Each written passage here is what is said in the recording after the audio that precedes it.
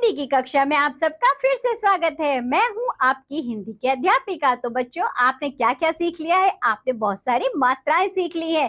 तो चलिए उसी क्रम में हम आगे बढ़ते हैं। आज हम पढ़ेंगे पाठ नंबर 14, जिसमें हम सीखेंगे अनुस्वार, अनुनासिक तथा विसर्ग की मात्राओं का ज्ञान।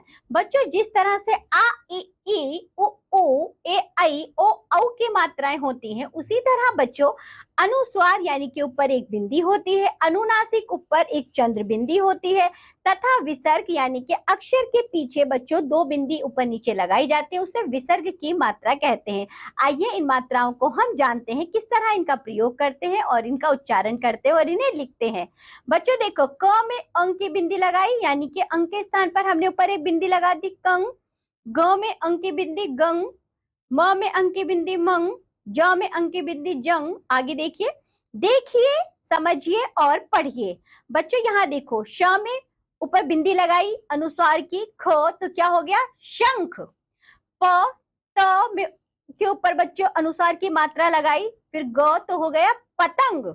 ठीक है, पढ़िए और समझिए संवाद।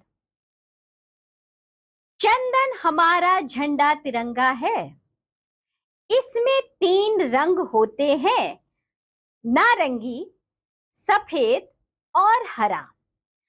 कंचन, गंगा का जल पवित्र होता है, इसमें रंग बिरंगे शंख मिलते हैं। गंगा तट पर मंदिर होते हैं, जिनमें पंडित जी शंख और घंटी बजाते हैं। आगे देखिए बच्चों, वह तो है ये तो है बच्चों अनुस्वार की मात्रा, जिसमें अक्षर के ऊपर एक बिंदी लगाई जाती है। और अब हम पढ़ेंगे अनुनासिक या चंद्र बिंदु की मात्रा। अनुनासिक या चंद्र बिंदु की मात्रा वह होती है बच्चों जिसके ऊपर आधे चंदा के अंदर एक बिंदी लगाई जाती है, जैसा कि आप यहाँ देख पा रहे हैं। क में चंद्र बिंदु की मात्रा लगाई कंग, ग में चंद्र बिंदु की मात्रा लगाई गन, फ में चंद्र बिंदु की मात्रा लगाई फन, ह में चंद्र बिंदु की मात्रा लगाई हन। देखिए, समझिए और पढ़िए। तो बच्चों यहाँ देखो, ऊ चंद्र बिंदु की मात्रा ट, ऊंट। सा, आ चंद्र बिंदु की मात्रा प, सांप। पढ़िए और समझिए। गांव चांदीपुर, आइए इसे पढ़ते हैं। हम सब कल अपने गांव चांदीपुर जाएंगे। गांव में पेड़ के पास एक कुआं है, वहां आंवले के पेड़ की छांव में हम बांसुरी बजाएंगे। जब सांझ होगी हम सब हंसते हंसते खूब खेलेंगे। तो चलिए बच्चों, ये सभी थी हमारी अनुनासिक यानी कि चंद्र बिंदु की मात्राएं। अब हम पढ़ेंगे विसर्ग की मात्रा। यहाँ देखो बच्चों, विसर्ग की मात्रा। विसर्ग की मात्रा अक्षर के पीछे दो बिंदी लगाई जाती है, जैसे क। और विसर्ग की मात्रा बच्चों क, हो, कहो, छ, ओहो, छहो। त में विसर्ग की मात्रा तहो, म में विसर्ग की मात्रा मोह। देखिए, समझिए और पढ़िए। बच्चों यहाँ देखिए जरा, छ जमा ओह की मात्रा विसर्ग की मात्रा छ, न जमा म जमा विसर्ग की मात्रा नमः। पढ़िए और समझिए। प्रातः काल, राधा और माधव प्रातः काल उठते हैं, वे भगवान को पुनः पुनः याद करते हैं। ऋषि कहते हैं, झूठ बोलने का दुस्साहस मत करो, शन्हे शन्हे करने से काम पूरा हो जाता है, किसी को दुख मत दो। तो चलिए बच्चों, यहाँ पर हमने पढ़ी है अनुस्वार, अनुनासिक और विसर्ग की मात्रा। अब हम करते हैं इसका अभ्यास।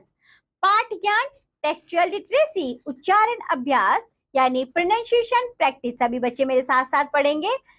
अंदर जंगल, जहां 5 फलतः प्रायः।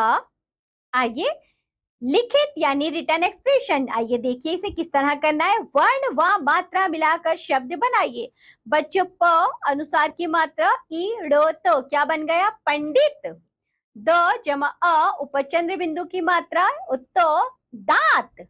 स अनुसार की मात्रा तो जमा र जमा आ संतरा। न जमा म जमा विसर्ग की मात्रा नमः।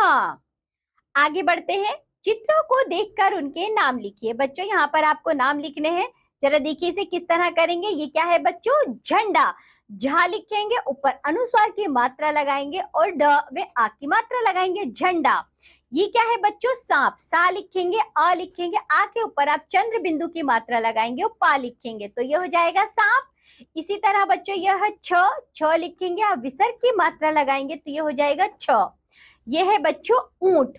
ऊ लिखेंगे, ऊपर आप चंद्र बिंदु की मात्रा लगाएंगे, टा, ये हो जाएगा ऊंट। आगे बढ़ते हैं। गोले में दिए गए वर्ण को जोड़कर सभी सही शब्द बनाइए। Form correct words. बच्चों यहाँ देखो आपको गोले में क और ऊपर अनुसार की मात्रा दी गई है। यदि हम इसमें चौन चन जोड़ देंगे तो ये बन जाएगा कंचन। इसमें हम बल जोड़ देंगे तो बन जाएगा कंबल। इसी तरह क में क और अनुस्वार में गन जोड़ेंगे तो कंगन। क अनुस्वार में घा जोड़ेंगे तो कंघा। इन सबको आप यहाँ पर लिखेंगे। आगे बढ़ते हैं। चित्र देखकर वाक्य पूरे कीजिए। Complete the sentences. बच्चों यहाँ देखो आपको कुछ चित्र दिए गए हैं और वाक्य, जैसे कि भारत का झंडा तिरंगा है, आकाश में पतंग उड़ रही है, 3 और 3 6 होते हैं, माँ चांद निकल आया।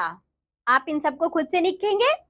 आगे बढ़ते हैं। चित्र अनुसार सही नाम पर सही का निशान लगाइए। बच्चों यहाँ देखो आपको कुछ चित्र दिए गए हैं, जैसे कि सांप, नमः, शंख। तो बच्चों चित्र किसका है? शंख का। तो आप शंख पर सही का चिन्ह लगा देंगे। ये चित्र क्या है बच्चों? ये बच्चा क्या कर रहा है? नमः कर रहा है, तो आप नमः के आगे सही का चिन्ह लगाएंगे।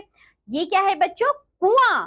तो आप कुआं के आगे सही का चिन्ह लगाएंगे। और यह है बच्चों सांप, तो आप सांप के आगे सही का चिन्ह लगाएंगे। तो चलिए बच्चों, इसी के साथ ये पाठ होता है यहाँ पर समाप्त। आज हमने क्या सीख लिया है बच्चों? आज हमने अनुस्वार, अनुनासिक और विसर्ग की मात्राएं सीखी और उसका अभ्यास भी किया है। आप लोग इसे फिर से पढ़ेंगे, इसका दोबारा से अभ्यास करेंगे। अब हम मिलेंगे आपसे अगली कक्षा में। तब तक के लिए बाय बच्चों।